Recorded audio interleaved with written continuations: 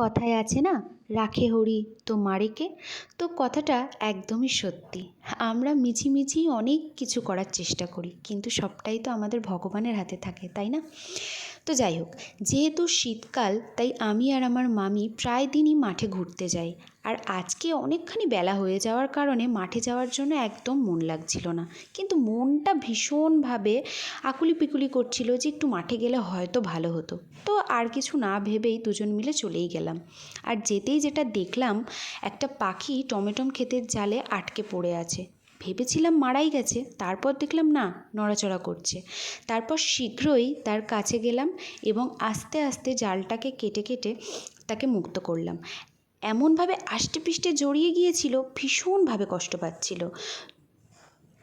তো তাকে জাল কেটে বার করার সময় হঠাৎ দূর থেকেই একটা মানুষ হাঁক পারল, টমেটোম কেন তুলছিস?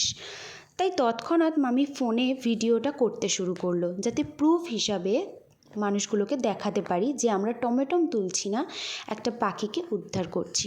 তো সেই হিসাবে এই ভিডিওটা করা।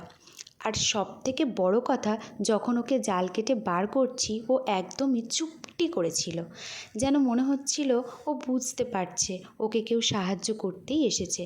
তো জাল কেটে বার করার পর ওকে বাড়িতে নিয়ে এলাম। খানিকক্ষণ হাতের উপরে বসিয়ে ওকে অনেকখানি আদর করলাম।